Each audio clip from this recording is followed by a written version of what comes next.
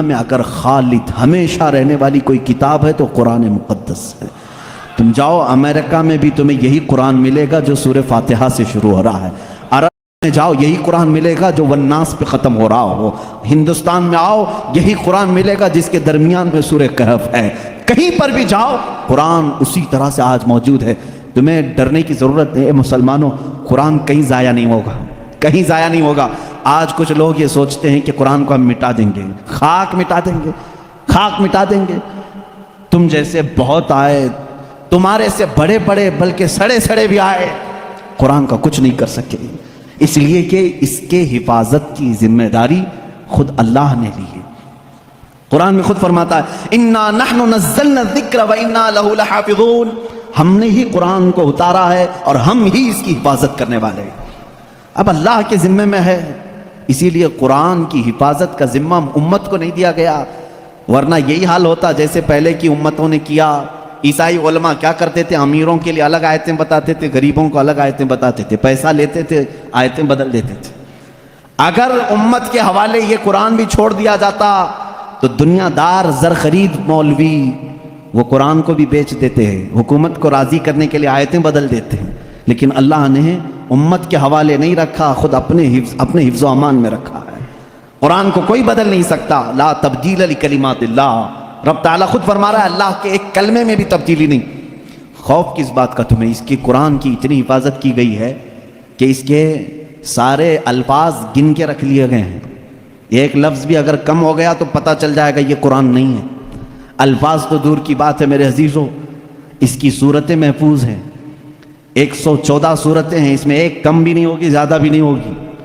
ہم یہ سب محفوظ ہیں، جو عالم ہوگا، جو حافظ ہوگا، کروڑوں کی تعداد میں علماء بھی ہیں، وہ سب کو معلوم ہے، یعنی قرآن کی یہ باتیں جاننے والے علماء کی بات کر رہا ہوں، سب کو معلوم ہے کہ قرآن میں 114 صورتیں ہیں، 540 رکوع ہیں۔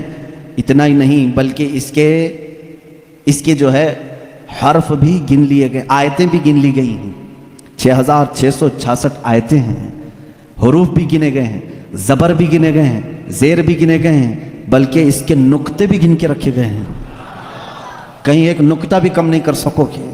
اس قرآن کی اتنی جو حفاظت ہے، آج میں آپ کو بتاؤں، کبھی کسی نان مسلم کے پاس جاؤ اور اگر وہ تم سے یہ سوال کرے تو مسلمان ہے، اسلام ہی سچا دھرم ہے، کیا تمہارے پاس پروف ہے اس چیز کا؟ تم کیا کہو گے؟ حضور صلی اللہ تعالیٰ علیہ وسلم کے معجزے سناؤ، انکار کرے گا۔ میرے آقا صلی اللہ تعالیٰ علیہ وسلم نے چاند کے 2 ٹکڑے فرمائے، سورج کو پلٹا دیا، بہت سارے معجزے ہیں، وہ کہے گا میں نہیں مانتا ان چیزوں، وہ اس زمانے میں تھے، میں کہاں دیکھا ہوں۔ اگر تم اس کے سامنے اسلام کی عظیم فتوحات کو دکھاؤ گے، وہ کہے گا میں نہیں مانتا، یہ سب کہانیاں ہوں گی، ہمارے بھی بھگوانوں کے ذکر اس طرح سے کیے گئے ہیں، اسی طرح کی باتیں ہمارے پاس بھی موجود ہیں، ہر کوئی کہے گا۔ تمہارے پاس اگر اپنے حق ہونے کی کوئی علامت آج بھی موجود ہے تو صرف قرآن پاک ہے۔ اسے کہو میرے سچے مذہب پر اور اچھے مذہب پر قائم ہونے کی سب سے بڑی دلیل، سب سے بڑا پروف قرآن ہے، لا کر کے دکھاؤ اس طرح کی کوئی دوسری کتاب کسی کے پاس ہو۔ کم سے کم 1400 سال سے جو محفوظ چلی آ رہی ہے دنیا میں، کسی لیبارٹری میں بھی، کسی لائبریری میں بھی اتنی پرانی کوئی کتاب آج محفوظ موجود ہے ہی نہیں۔ یہ میری بات نہیں، ساری دنیا کا جو دوسرے ریلیجن سے تعلق رکھتے ہیں ان کا بھی یہی قول ہے کہ قرآن سے زیادہ محفوظ اس دنیا میں اب کوئی چیز نہیں رہ گئی۔ اس کی حفاظت کو اللہ نے اس طرح سے ترتیب دے کر فرمایا ہے کہ مسلمان اپنے بچوں کو حافظ قرآن بناتے ہیں اور اس کی حفاظت میں لگے ہوئے ہیں۔ اللہ تعالیٰ نے سینوں کو چنا ہوا ہے اس قرآن کی حفاظت کے لیے۔